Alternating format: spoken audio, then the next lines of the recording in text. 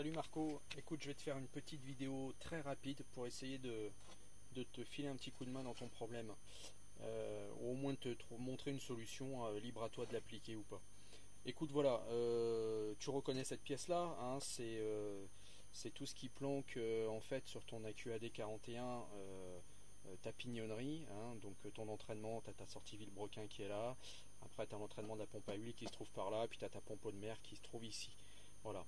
Et entre les deux, évidemment, donc tu as le pignon, là qu'on voit ici, euh, qui est utilisé pour ton arbre à cames.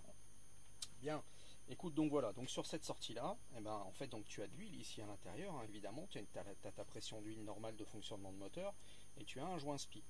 Et eh ben, écoute, moi il m'est arrivé une petite mésaventure, c'est cette pièce-là qui vient ici par-dessus, sur laquelle on fixe ensuite la poulie qui vient entraîner en fait par les deux courroies et la pompe de direction assistée et l'alternateur.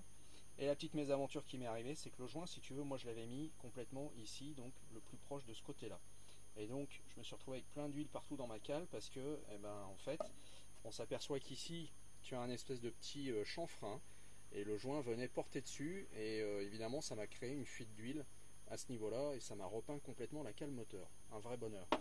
Donc pour ton problème qui est à peu près identique, en gros un changement de joint, donc pour enlever le joint d'ici, tu peux utiliser très simplement finalement un tournevis avec un martyr. Tu prends un tournevis de mécanicien, d'accord, tu le passes ici comme ça, d'accord, et puis tu fais levier. Donc ton joint il va sortir tout bêtement. Toi dans ton cas, ton joint est de l'autre côté, ici. C'est encore plus simple parce que tu t'aperçois que sur un joint SPI comme celui-là, tu as cette face-là qui est en contact avec ton plan de joint et cette face-là qui est le côté qui ne doit pas recevoir de pression. D'accord? Et en fait, tu as une partie métallique qui fait un L ici, comme ça.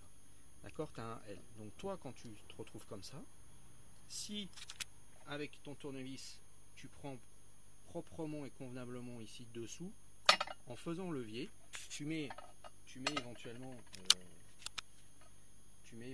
un martyr ici pour pas marquer ici ton côté acier. Tu mets un martyr et tu fais un système de levier. Écoute, normalement ça devrait venir, ça reste qu'un joint torique. Voilà pour ça. Donc après reste la problématique de la remise en place. Donc déjà le nettoyage ici. Donc là, toi tu as un portage en acier. Donc évidemment moi j'ai pas fait ça avec cette brosse là, mais si tu as un portage en acier, tu montes une petite brosse comme ça, une Wallcraft sur une perceuse, et puis tu nettoies tranquillement ici le tour.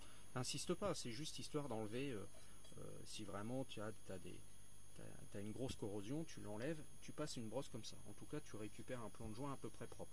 Je te conseille d'éviter tout ce qui est pâte à rôder et toutes ces choses-là parce que tu vas trop attaquer.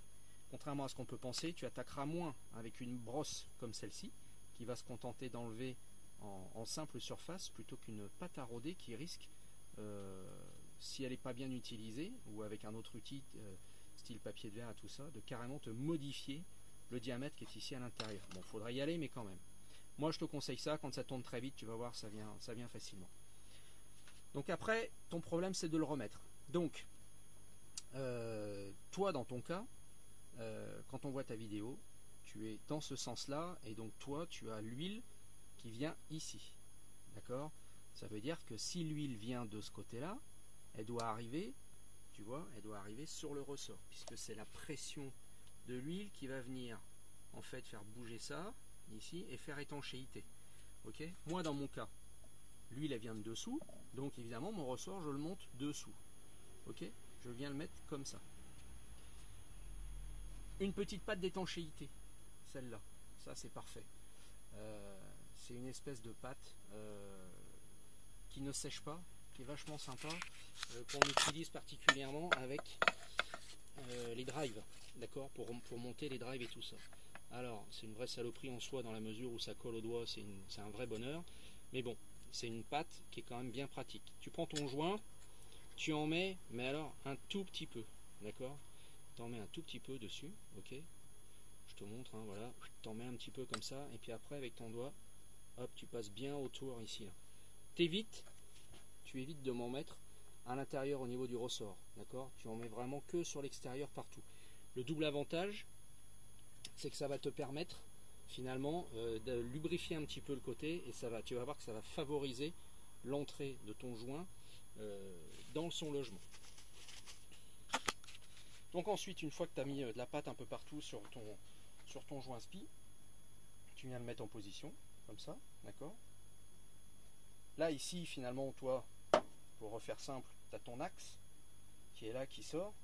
Donc le mieux, c'est de se confectionner une petite pièce en téflon ou alors en PVC. Si tu arrives à trouver, en fonction du diamètre, parce que je ne me rends pas compte du diamètre de ta sortie de tourteau, tu peux même prendre, tu sais, un bouchon plein de tuyaux PVC que tu reperces tout simplement au diamètre de ton filetage légèrement au-dessus. Comme ça, il va venir ici appliquer directement, d'accord. Il va venir appliquer directement après sur ton joint spi. Ok. Après, tu n'as plus qu'à mettre un plat et puis une vis, et tu viens et ça va venir l'enfoncer directement. Donc moi, tu vois, comme mon joint, j'ai un logement de 20 mm, mon joint fait 8 mm, donc il doit s'enfoncer de 12 mm. Donc ici, j'ai une gorge de 12 mm. Et en fait, quand je viens ici l'appuyer, hop, tout simplement, je sais qu'une fois que je suis en butée de la pièce que j'ai confectionnée, et bien mon joint, il vient pile poil à 12 mm. D'accord. Et tu vois, derrière, il est parfaitement placé. Voilà. C'est l'avantage de se faire des petits outils comme ça. Et si jamais tu demandais ça à Volvo, ça te coûterait au moins 500 balles. Donc voilà. Donc essaye d'utiliser ce principe-là. Et puis c'est tout. Tu vois la pièce qui vient dessus ici, elle est comme ça. Pareil, nettoie-la simplement à la brosse métallique, mais à la brosse rotative. Tu le fais pas à la main parce que tu vas rayer la surface. Alors que si tu tournes à une assez grande vitesse avec une petite brosse métallique avec ta perceuse, tu vas voir que tu obtiendras une surface parfaite. Et après, ça rentre impeccable. Ok. Voilà. Et bah écoute, j'espère que cette petite vidéo t'aura aidé. A plus.